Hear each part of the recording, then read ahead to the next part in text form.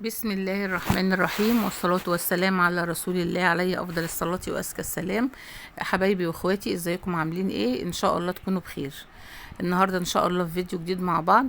هنبدأ من اول ما هنوضب الاكل الطيور بتاعتنا. فهنا زي ما انتم عارفين انا ببقى شايله في عيش بيتبقى مننا طبعا، ببقى شايلاه، ببقى بنشفه. وزي ما انتم شايفين انا بروح بلاه طبعا الاول وبعصره حلو قوي من الميه، وبعد كده ببدأ احط الاضافات اللي عندي. طبعا انا الاساسي بحط شيشه، بحط الرده بترفع من وزن الطيور وبتحول الدهون بتاعتهم للحمه. وكمان الرده بتشرب الميه، لو العيش فيه ميه الرده بتسحب الميه اللي فيه، فبيبقى الاكل زي ما انتم شايفين كده مفرول معايا، ما بيبقاش معجن. اهم حاجه عندي ان الاكل يبقى مفرول معايا، لانه لو معجن دوت بيخلي الطير يفضل يشرب ميه كتير كتير وبيفقد الوزن بتاعه. فعلشان انا اخليهم ياكلوا الاكل كله وما يتبقاش منهم حاجه، وبعدين لو معجن بيدوسوا عليه برجليهم وما بيبقاش نافع تاني ان هم ياكلوه. فهنا زي ما انتم شايفين انا حطيت الاضافات اللي انا قلت عليها ديت، الحاجات اللي هي الاساسيه بتاعتي اللي انا بحطها، اللي هي الرده والدشيشه، وبحط العلف، ولكن طبعا بحطه بكميه قليله. احنا الغرض من الخلطات دي ان احنا بنوفر شويه في العلف. بعد ما حطيت الحاجات ديت هنا حطيت معلقتين قرفه، وحطيت معلقه توم كبيره مفرومه، وحطيت عسل اسود. ده للطيور الكبيره اللي عندي. كل ده بخلطه مع بعضه. لما بخليه كله خليط كده مفرول مع بعضه وعامل زي العلف، ما تحسيش ان هو، تحس ان هو كله علف مش محطوط عليه اي حاجة تانية. طبعا بعمل لهم وجبة كبيرة، علشان انا بحط لهم اكل، يعني غالبا بحط لهم مرة واحدة، فبعمل لهم طبق كبير زي ما انتم شايفين كده. بخليهم ياكلوا نص وانا موجودة قدامهم، وبعد كده لما باجي بقفل عليهم وبدخلهم العشه بتاعتهم، بروح حاطه لهم النص التاني في العشه بتاعتهم بياكلوه. طبعا انا كل يوم لازم اطلع الطيور بتاعتي في الشمس، ما ينفعش ان انا اربيها وافضل سايباها كده من غير ما اطلعها في الشمس. لازم الطيور بتاعتي تطلع في الشمس. ليه؟ لو في حشرات في جسمها بتموت. الشمس اساسا صحيه. فطبعا لازم اطلع الطيور بتاعتي في الشمس. هنا بعد ما عملت الخلطه بتاعتي كلها وبقت كويسه هنا عندي، طبعا انا هحط عليها في عندي بواقي زيت. بواقي الزيت ديت اللي هي مكان قلية السمك، الفراخ، اي حاجة بحوشه كده زي ما انتم شايفين. وبعدين حطيته بعد كده للطيور بتاعتي. طبعا مادة دهنية بترفع من القيمة الغذائية للطيور بتاعتي، وبتخليهم ان هم ياكلوا، بتخليهم ان هم يسمنوا. فانا اي زيوت عندي بتبقى باقية بروح حطاها لهم على العلف زي ما انتم شايفين كده. طبعا ناخد بعدنا بقى ونطلع نشوف الطيور بتاعتنا. هنسمي الله. قبل ما احط لهم الاكل بعمل خطوة، ايه هي ان انا اول حاجه انا بنضف العشه يوم ويوم.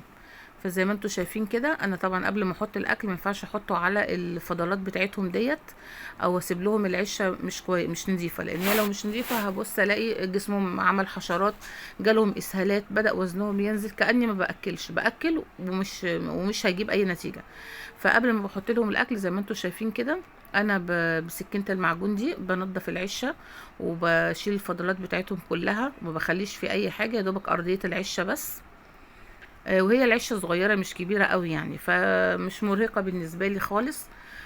فبعد ما بنضفها بسيبها تتهوى شويه، بفتح الباب تتهوى شويه، وبعد كده بجيب التبن وبحطه فيها. التبن طبعا بيشرب لو في ميه بيسحبها، وبيخلي مفيش ريحه وحشه للطيور. زي ما انتم شايفين بسيب الطيور بتاعتي ما شاء الله في الارض اهيت، بتاكل وبتشرب وبتبقى في الشمس موجوده وبيقضوا يومهم، او الوقت اللي انا قاعده معاهم فوق بخليهم يبقوا في الشمس، بياكلوا وبيشربوا، وبقى المكان واسع في الارض بياكلوا براحتهم، وبخلي العشه نظيفه. طبعا الحكايه دي بعملها يوم ويوم، ما ينفعش تعمليها كل اسبوع، لان كل اسبوع ده كتير قوي، وهيتعب الفضلات بتاعه الطيور، هتتعب الجهاز التنفسي بتاعهم، فتخلي عندهم نهجان، هتخلي عندهم عطس. الحاجات دي لما الطيور بتبقى كبيره كده صعب ان هي تروح منهم حتى لو عالجت كتير. فانا مش عايزه اعالج ومش عايزه ادي ادويه، انا عايزه اطلع الطيور متربيه بطريقه صحيه، متربيه في البيت بطريقه نظيفه. هنا الدور اللي فوق ده انا العشه اللي فوق انا نضفتها، وهاجي بقى للجزء اللي تحت برضو ما كانش نضيف، مسكته نضفته زي ما انتم شايفين كده، وبعد ما نضفته رشيت فيه تبن وقفلته شويه، عشان الطيور ما تخشش فيه. سبت الباب متورب شويه ان الهواء يخش جواه ويخلي ما يبقاش للطيور ريحه. زي ما انتوا شايفين اهم حاجه عندي النظافه، اهم حاجه النظافه، وان الطيور تشوف الشمس. دوت بيخلي الطيور بتاعتك تبقى صحتها كويسه وتاكلي حاجه نظيفه، حاجه بنفس.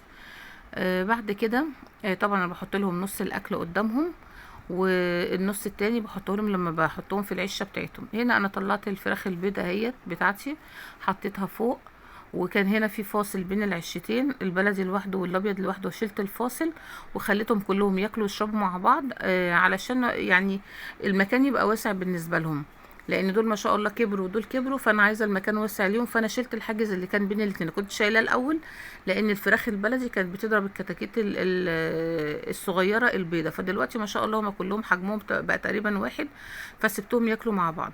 هنا حطيت الميه بتاعتي نضيفه زي ما انتم شايفين ازاي، وحطيت فيها نقطتين بتادين. البتادين بيموت لو في ديدان في بطن الكتاكيت بيموتها.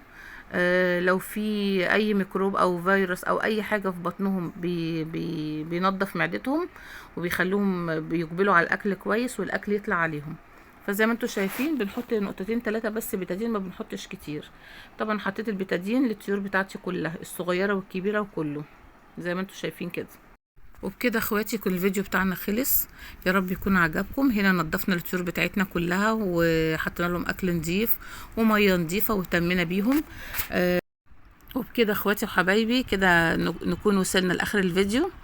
بعد ما خلصنا نضفنا الطيور بتاعتنا واكلناها وخلصنا الروتين اليومي بتاعنا اللي احنا بنعمله كل يوم مع الطيور.